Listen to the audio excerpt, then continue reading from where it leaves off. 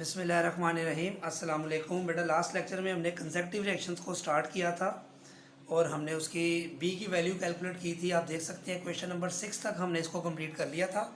अब जो value of B है हमारे पास, ये जो उस इंटरमीडिएट प्रोडक्ट जो है बी जिससे सी फाइनल प्रोडक्ट बनती है उसकी अमाउंट है। अब बाज़ रिएक्शन ऐसे होते हैं बेटा, हमने वहाँ बी की कंसंट्रेशन हमें चाहिए होती है, बी हमें चाहिए होता है किसी लेबॉर्ट्री में, किसी इंडस्ट्री में। इसलिए इस बी की अमाउंट कब मैक्सिमम होगी, इसकी यील्ड कब ज़्यादा होगी, वो हमने कैलकुलेट करना है। तो कहता वो टाइम, जैसे हम कहते हैं हाफ लाइफ पीरियड क्या होता है, वो टाइम जिसमें रिएक्टेंट्स की कंसंट्रेशन जो है वो हाफ प्रोडक्ट्स में कन्वर्ट हो जाए तो उसको हम हाफ लाइफ पीरियड कहते हैं।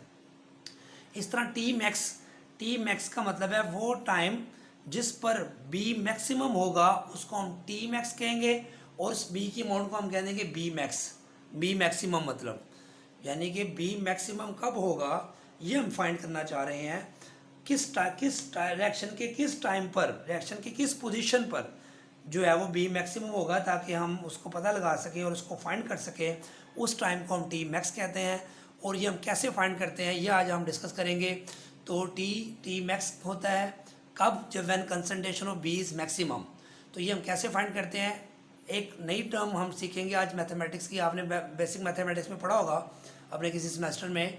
क्रिटिकल पॉइंट जो है वो क्या होता है, जिसमें जो डिफरेंशिएशन है डी, ये जो बी फंक्शन लिखा होगा ना आपके सामने, ये जो बी है इसको डिफरेंशिएट करेंगे तो बनेगा D B over D T, यानी कि उसको डिफरेंशिएट करेंगे विद रिस्पेक्ट टू टाइम।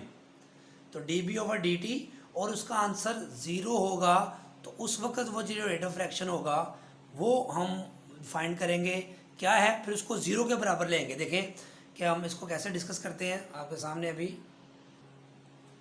ये आप देख सकते हैं टी मैक्सिमम क्या है, when concentration of B is maximum. तो क्रिटिकल पॉइंट क्या होता है, मैक्सिमा, जिसको हम कहते हैं D B over D T maximum is equal to zero होता है। लेंगे तो फिर उससे वैल्यू आएगी हमारे पास। तो क्या करते हैं हम इसको D B over D T कैसे निकालेंगे, पहले differentiate question 6 with respect to time. तो डिफरेंशिएट करेंगे उसको D B over D T, ये कॉन्स्टेंट था पहले ही बाहर है वैसे ही आ जाएगा, और आगे इसको डिफरेंशिएट कर दिया डी, ये फंक्शन था अंदर ई की पावर माइनस के वन टी। इसको डिफरेंशिएट करने के लिए डी ओवर डी टी पहले लगाएंगे, इसके साथ भी डी ओवर डी टी लगाएंगे। डिफरेंशिएट अब करेंगे हम, तो अगले स्टेप में देखें के वन ए नॉट ओवर के टू माइनस के वन एज इट इज़ आ गया। अब e की पावर माइनस के वन टी की डिफरेंशिएशन वैसे ही आ जाती है, पावर को दोबारा करेंगे तो माइनस के वन आएगा, वो शुरू में आ जाता है। इंटीग्रेशन में डिवाइड होता है, डिफरेंशिएशन में शुरू में आ जाएगा। इसी तरह यहाँ पे भी करेंगे तो आपके सामने ये माइनस क्वेश्चन का है, फिर इसकी डिफरेंशिएशन करेंगे तो same as it is function आ जाएगा, एक्सपोनेंशियल फंक्शन। पावर को दोबारा करेंगे तो माइनस के टू आएगा, क्योंकि D T over D T one हो जाएगा। तो माइनस के टू शुरू में आएगा, तो माइनस माइनस क्या हो जाएगा, प्लस। ठीक है, जब माइनस माइनस प्लस होगा तो इस के टू को हम पहले लिख लेंगे, इस माइनस वाली को वैल्यू को बाद में लिख दिया। ये स्टेप डायरेक्ट कर दिया है, इतने तो समझ आपको है कि ये माइनस माइनस प्लस के टू होना था, इसको शुरू में लिख दिया, ये माइनस बाद में आ गया, बस और कुछ नहीं किया। और फिर मैंने क्या बताया था कि टाइम मैक्सिमम कब होता है, जब differentiation D B over D T क्या हो, ज़ीरो हो जाए, यानी कि बी में कोई चेंज ना आ रहा हो, तो वो ऐसा टाइम होता है, उसको हम कहते हैं मैक्सिमम टाइम। ठीक है, उसका मतलब बी जो बना हुआ है वो प्रोडक्ट्स में या किधर कंज्यूम वगैरह नहीं हो रहा है, इसका ये मतलब है। अब D B over D T को हम ज़ीरो ले लेंगे तो ये हमारे पास सारी क्वेश्चन किसके बराबर आ जाएगी, ज़ीरो के बराबर आ जाएगी। क्योंकि ये कंडीशन है कि टी मैक्सिमम कब होगा, जब डिफरेंशिएशन इसकी ज़ीरो होगी। तो ज़ीरो की कंडीशन यहाँ पुट करें तो के वन ए नॉट ओवर के टू माइनस के वन आ जाएगा। बाकी सारी क्वेश्चन ऐसे आ गई, ये उधर जाकर के टू माइनस के वन मल्टीप्लाई होगा, जीरो हो जाएगा, ये इधर आकर डिवाइड होगा तब भी जीरो हो जाएगा, तो जीरो ही रहेगा। तो बाकी क्वेश्चन सिर्फ ये बच जाएगी हमारे पास। इस क्वेश्चन को अब थोड़ा सा हम क्या करेंगे, देख सकते हैं आप कि हमारे पास ये माइनस वाली वैल्यू तो जाके प्लस हो गई है, कोई और चेंज नहीं किया हमने। के वन ये के टू नीचे आके डिवाइड हो गया, ठीक है, आप देख सकते हैं। उसके बाद के वन के टू से डिवाइड हो गया, ये नीचे जाके इधर डिवाइड हो गया, ठीक है। इसको फिर ऊपर जाके लेके जाएंगे तो इसकी माइनस की वैल्यू क्या हो जाएगी, प्लस हो जाएगी। तो जब वैल्यू प्लस हो जाएगी तो देखिए आगे क्या किया है, ये सेम आ गया है। ए की पावर जो टी मैक्स, अब यहाँ पे जहाँ जहाँ टी होगा वहाँ पे टी मैक्स पुट करेंगे, ये बात भी आपने याद रखनी है। और टी मैक्स आ गया, कॉमन आ गया, अंदर आ गया के टू, के वन प्लस का, ये माइनस का के टू बाद में लिख दिया, के वन माइनस के टू इंटू टी मैक्स आ गया। उसके बाद हमने दोनों साइड्स पे बेटा लोगरिथम ले लिया, लोगरिथम लेंगे तो ये आ जाएगा। जब लोगरिथम लेने का क्या फ़ायदा कि ये पावर पहले आ सकती है, ये पावर जब पहले आ जाएगी K1 minus K2 T max, तो log ऑफ E बटा 1 हो जाएगा। तो हमारे पास log of K1 over K2 बराबर आ जाएगा K1 minus K2 into T max. तो ये बेटा हमारे पास जो इक्वेशन आई है, जो टी मैक्स यहाँ से फाइंड करना है हमने, तो ये K1 माइनस K2 नीचे जाके डिवाइड हो जाएगा। तो हमारे पास जो इक्वेशन आएगी उसको देखते हैं कौन सी है। ये आप देख सकते हैं बेटा, टी मैक्स की वैल्यू आ गई 1 over K1 minus K2 log of K1 over K2, ये जो उधर से नीचे आके डिवाइड हो गया। अब हमारे पास ये जो टी मैक्स की वैल्यू आई है, कंसंट्रेशन ऑफ बी मैक्स हमने फाइंड करनी है, can be determined from question number 6। तो जो क्वेश्चन नंबर 6 हमारे पास जो थी, जहाँ से आज हमने स्टार्ट किया था, वहाँ जहाँ जो टी जहाँ टी है वहाँ टी मैक्स की ये वैल्यू पुट कर देंगे, तो वो जो बी की वैल्यू फिर बन जाएगी वो बी मैक्स बन जाएगी। ये देखें, बी मैक्स लिख दिया।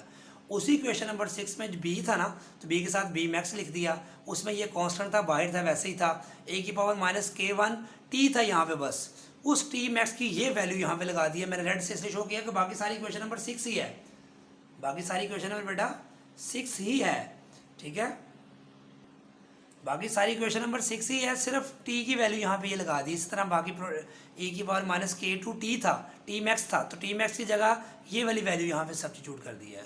आगे सिंपल मैथमेटिकल स्टेप्स हैं, आगे कोई मुश्किल बात नहीं है। देखें क्या किया है, ये क्वेश्चन एज इट इज़ आ गई बेटा, ए की पावर क्या किया अब आप बताएं ज़रा। ये जो माइनस K1 था, मैं चाहता हूँ ये प्लस हो जाए। उसका तरीका फिर ये होगा कि नीचे जो K1 माइनस K2 ऑर्डर को रिवर्स कर दें, K2 माइनस K1 कर दें, बाकी और कुछ नहीं किया। दोबारा समझ लें, ये माइनस को ख़त्म करना चाह रहा हूँ मैं, तो नीचे वाली जो ऑर्डर है K1 माइनस K2, इसको K2 माइनस K1 करें तो माइनस कॉमन आएगा, तो माइनस माइनस प्लस हो जाएगा। तो ये क्वेश्चन सेम है, सेम यहाँ भी ऐसे किया है। माइनस K2 को प्लस K2 करना चाह रहा हूँ, तो ये K2 माइनस वाला बाहर लिख लें, K1 वाला अंदर लिख लें, या इसको लिख लें K2 माइनस K1, तो ये माइनस ऊपर वाला ख़त्म हो जाएगा। ये सिंपल मैथ है, ये आपको बताना चाहिए। उसके बाद क्या किया आप देख सकते हैं कि हमारे पास log से पहले अगर कोई चीज़ हो तो उसको हम पावर में लिख सकते हैं, बस, और कुछ भी नहीं किया। ये जो log से पहले फंक्शन था e की पावर में, ये log की पावर में चला गया, ये भी log की पावर में चला गया इसके साथ। ये जो फंक्शन था, ये भी सिंपल मैथ है कि log से पहले कोई फंक्शन हो तो उसको पावर लिख सकते हैं, पावर हो तो उसको पहले लिख सकते हैं। लेकिन चूँकि ये सारा काम e की पावर में हो रहा है, इससे कोई फ़र्क नहीं पड़ता। अब ये स्टेप हमारे पास सिंपल मैथ का है। बाकी देखें सर, रिपीटिशन हो रही है, 90% रिपीटिशन हो रही है, 10% 2% हम चेंज करते हैं सिर्फ, ठीक हो गया। अब अगली स्टेप आप याद रखें मैथमेटिक्स का, बेटा e की पावर जब log हो ना, तो e log से कैंसिल हो जाता है, याद रख लें। तो सिर्फ ये फंक्शन हमारे पास बाकी बच जाएगा, जो भी बचेगा। तो K1 ओवर K2, K1 और बाकी सारा उसको ये नहीं पावर में नहीं देगा, और सिंपल वैल्यूज़ में आ जाएगा जैसे बाकी लिखी हुई हैं, समझ रहे हैं। जब e की पावर log हो तो वो कैंसिल हो जाती है, बाकी जो चीज़ें log के साथ होती हैं वो एज इट इज़ जो है वो नॉर्मल वैल्यू बन के सामने आ जाती है, ये याद रखना है आपने। उसके बाद क्या किया बेटा, आप देख सकते हैं कि हमने यहाँ पे इस क्वेश्चन को, ताकि इसमें से कोई चीज़ कॉमन आ जाए, तो उसको यानी कि ये वाला factor K2 over K2 minus K1 बनाने के लिए, ताकि ये सारा फैक्टर कॉमन आ जाए, हमने इस K1 में K2 ऐड कर दिया, K2 माइनस कर दिया, और कुछ भी नहीं किया। अब देखिए, ये मैथमेटिकल डेरिवेशन लंबी ज़रूर होती है, लेकिन उसमें देखें स्टेप्स रिपीट हुई जाते होते हैं, थोड़ी थोड़ी चेंज करनी होती है बस। तो ये आ गया। अब क्या किया, K1 माइनस K2 अलग कर दिया, प्लस K2 वाले को अलग फैक्टर बना के लिख दिया, यानी K1 ओवर K2 की power K1 minus K2 over K2 minus K1 अलग कर दिया, K2 over K2 minus K1 अलग कर दिया। ये फ्रैक्शन होती है, इसको हम अलग अलग कर सकते हैं, ठीक हो गया, ठीक हो गया बात ये। उसके बाद देखें, ये वाली वैल्यू वैसे आ गई है। उसके बाद बेटा ये सारा फैक्टर जो है कॉमन आ गया, K1 ओवर K2 की power K2 over K1 minus K2 minus K1, ये अंदर बच गया, माइनस ये सारा वाई चलेगा, ये -1 आ गया, सिंपल। अब देखें कि ये सारा फैक्टर बेटा जो कॉमन आ गया, अंदर बचा ये माइनस, ये सारा वाई चला गया -1।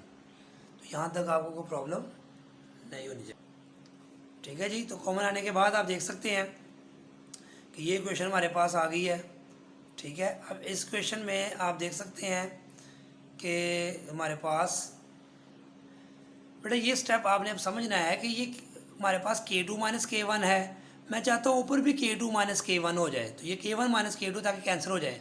तो K2 माइनस K1 अगर मैं इसको करना चाहता हूँ ना, तो ये जो फ्रैक्शन है इसको उलट कर दें आप, K2 ऊपर कर दें, K1 नीचे कर दें, तो ये K2 पहले आ जाएगा, ये K1 बाद में चला जाएगा। ये भी सिंपल मैथ है, जब भी आप इन्वर्स करते हैं या क्वेश्चन को उलट करते हैं तो उसका साइन चेंज हो जाता है। तो K2 ऊपर जाएगा, K1 नीचे आ जाएगा, तो ये उसकी पावर -1 बनेगी, माइनस को अंदर ऑपरेट करेंगे तो K2 बाहर आ जाएगा, K1 अंदर चला जाएगा, या K2 माइनस K1 हो जाएगा। ये बात आपने याद रखनी है। K2 ऊपर गया, K1 नीचे आया, तो ये ऑर्डर भी चेंज हो जाएगा, K2 पहले आ जाएगा, K1 बाद में चला जाएगा।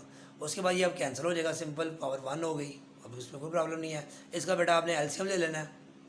देखो उससे एलसीएम लिया, K1 आ जाएगा, K2 माइनस K1। अब ये K2 माइनस K1 इसके साथ कैंसिल हो गया, ठीक है। तो और हमारे पास जो क्वेश्चन बचेगी, क्या बचेगी, A0 बचा यहाँ पे, ये K1 इस K1 से कैंसिल हो जाएगा, तो A0 into K1 over K2 की पावर ये बचेगी सिर्फ। तो ये बेटा हमारे पास B मैक्स की वैल्यू है, ठीक है। तो हमारे पास there are many industrial process in which the required product is B। कहता बहुत से इंडस्ट्रियल प्रोसेस है जिसमें रिक्वायर्ड प्रोडक्ट हमारी B होती है। Using the above formula we can predict the time of reaction at which the maximum yield of B can be obtained। ये इस क्वेश्चन नंबर 7 की बात हो रही है कि 7 क्वेश्चन जो हमने पढ़ी थी, अगर आपको याद हो ऊपर सबसे ऊपर, तो वहाँ हमने देखा था कि जो टाइम मैक्सिमम है जिससे आप वैल्यू टाइम पता लगा सकते हैं जहाँ B मैक्सिमम होगा। और ये जो क्वेश्चन हमारे पास आई है, this is the maximum concentration of B that can be obtained in a consecutive reaction। It is very important for a reactor digester to have the knowledge of the maximum concentration of B that can be obtained from the reactions in which B is the required product so as to make the process economical। ये मैंने 2-3 लाइनें book से पढ़ी हैं, जो कि जिस book से मैं ये करवा रहा हूँ, ये कारवान वालों की बुक है, अग्रवाल भट्टी साहब की और ज़हूर हुसैन फरूकी साहब की। वहाँ से मैंने 2 लाइनें पढ़ी हैं कि मतलब ये कहने का पता है कि जो B वैल्यू हमारे पास ये आई है, B मैक्सिमम का पता होना चाहिए। वो बंदा, वो लेबॉर्ट्री में जो केमिस्ट काम कर रहा है किसी इंडस्ट्री में, तो उसको पता होना चाहिए कि अगर उस रिएक्शन का जो हमारा मकसद है B को हासिल करना है, तो उसको पता होना चाहिए कि B मैक्सिमम कहाँ पे हासिल होगी, किस इक्वेशन से हासिल होगी, ताकि उसको मैक्सिमम यील्ड उसकी हासिल की जा सके। इसके अलावा इसके आगे जो K की वैल्यू के फैक्टर्स हैं वो आपने पढ़ने हैं, अगर ज़रूरत पड़े तो आपने मेरे से रब्ता कर लेना है। बाकी पेपर में ये क्वेश्चन आती है, इसको ड्राइव करें तो B मैक्सिमम कैसे कैलकुलेट कर सकते हैं, इस क्वेश्चन से आप कैलकुलेट कर सकते हैं। तो इसको आप प्रैक्टिस करें। 2 हिस्सों में इसलिए किया ताकि क्वेश्चन बहुत लंबी थी, दुआओं में आप याद रखिएगा, और इसको अपने फ्रेंड्स में शेयर करें, कमेंट्स ज़रूर दीजिएगा। अल्लाह हाफिज़।